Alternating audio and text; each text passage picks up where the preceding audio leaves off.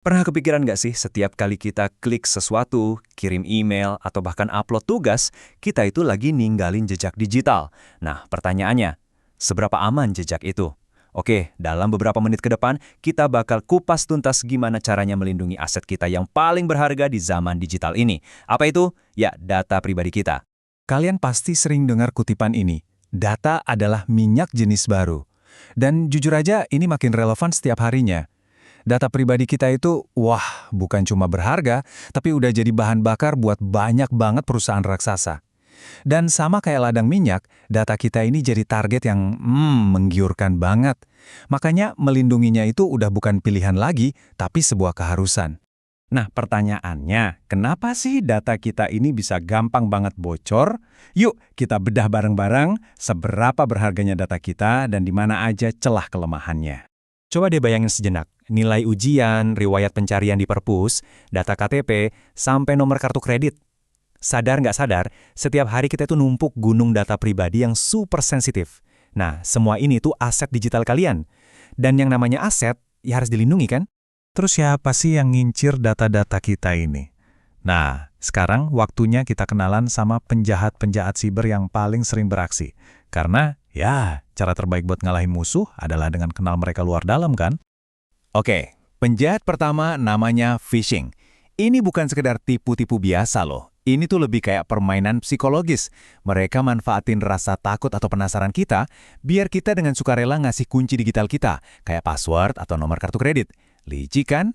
Contoh paling klasiknya nih, tiba-tiba dapat email penting dari pihak kampus, isinya nyuruh kita buat segera reset password. Mereka sengaja bikin panik biar kita nggak mikir panjang dan langsung klik linknya.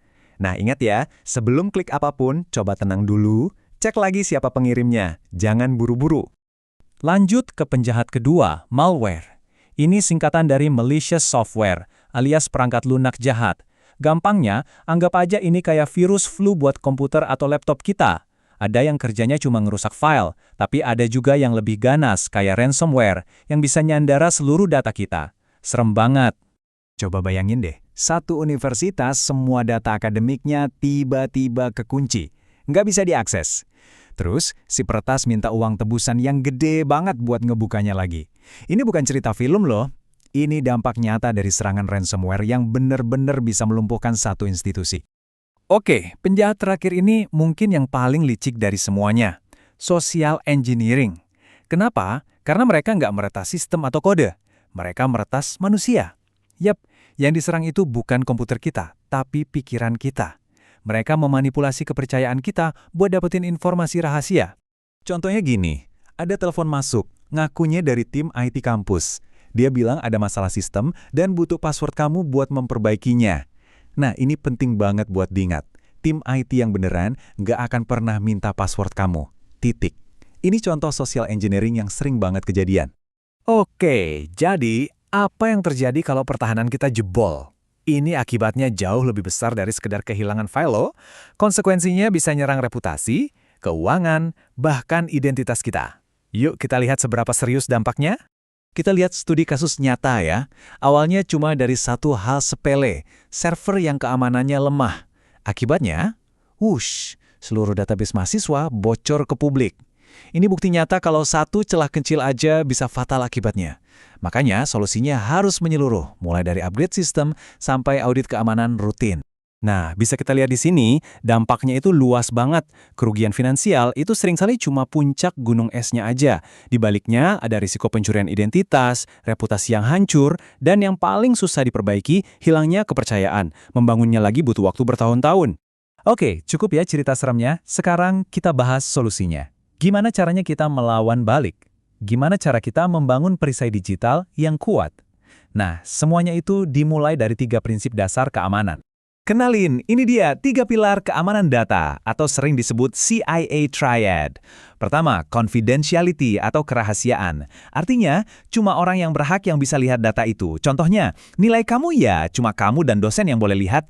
Kedua, integrity atau integritas. Ini artinya data nggak bisa diubah sembarangan. Nilai kamu nggak bisa tiba-tiba diubah sama orang lain kan? Terakhir, availability atau ketersediaan. Artinya, sistem harus bisa diakses pas kita butuh. Kayak sistem ujian online yang harusnya lancar jaya pas lagi ujian. Nah, 3 hal ini pondasinya. Sekarang kita ngomongin soal cara kita masuk ke akun digital. Kalau cuma pakai password aja, itu ibaratnya pintu rumah kita cuma punya satu gembok.